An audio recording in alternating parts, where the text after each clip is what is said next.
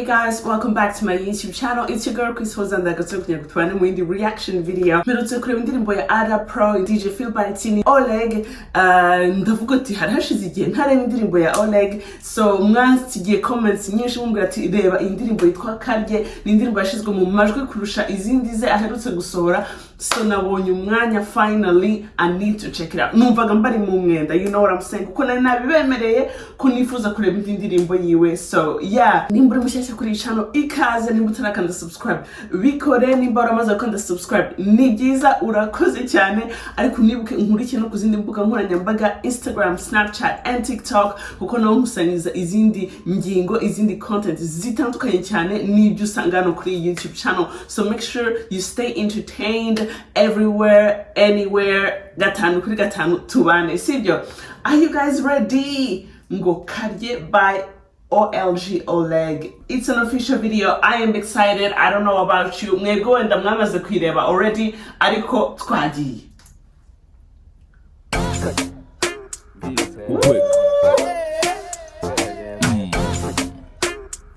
Ni OLG KARYE. I love this vibe already. I love this vibe. Murabizi ukuntu nkundi yo vraiment, murabizi ukuntu nkunda abahanzi yo bagiye hanze mu marabarabara, muri kubona abantu bahuruye ego ko n'abantu bari kuviva experience, bamwe bumiwe, abenshi bumi. Urabona ko imirimo muri aka gasantre ubu imirimo yose yabaye ihagaze. Tenze tena washa KARYE gite bebe KARYE tege bebe KARYE. N'abana barafashwe, virusi ifashwe n'abana, mwarimu akuye muri net ati cyore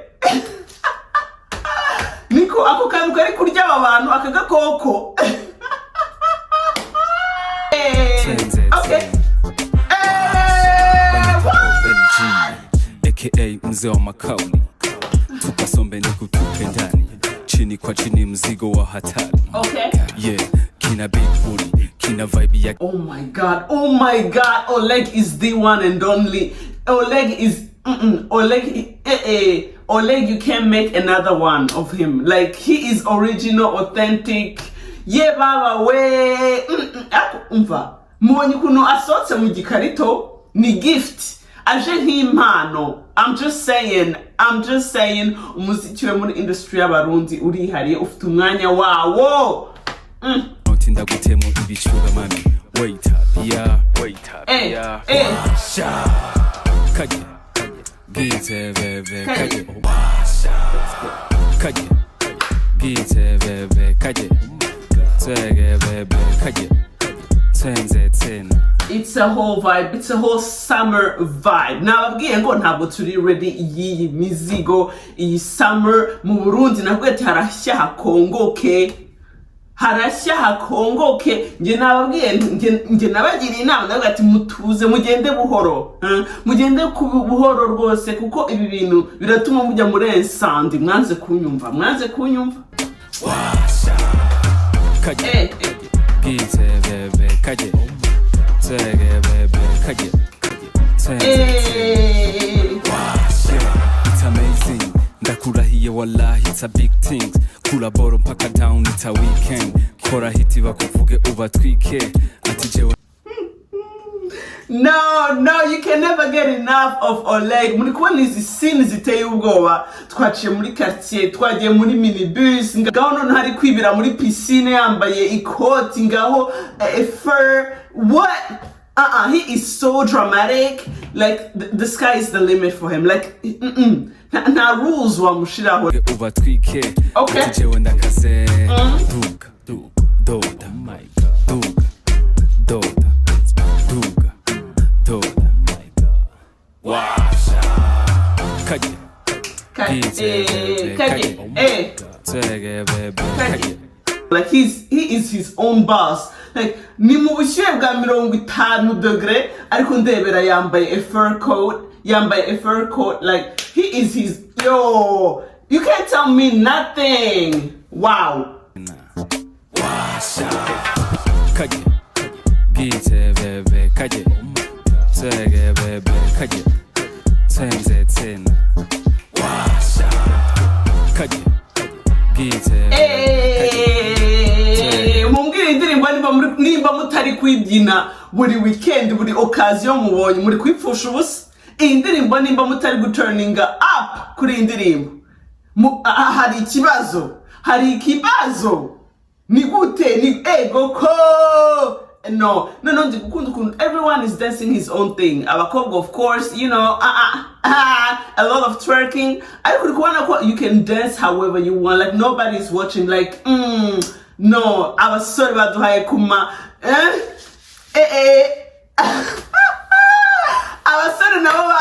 abasore nabo birekuye mwabibonye, so I love it. Bebe kaje Twege bebe kaje Tenze tena Washa DJ kaje Aruna kaje DJMC kaje Mutama Erike kaje. I love always at the end of all his songs shout out abantu kabisa baba mushyigikiye abantu baba bari inyuma y'iyo project and everything. I like that. Muri kubona ukuntu abahaye shout out with style. I love that about him. Yes. Rubber access. Hey. OLG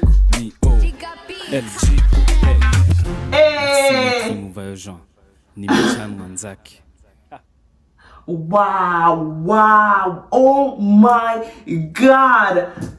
Yo, ndishimye kubana umutima wanjye ntabwo warutuje ndishimye cyane kuba mvuze nti let me find time, let me make time and watch KARYE by OLG OLEGUE. No. I mean, nkuko nabivuze kandi nzakomeza kubivuga.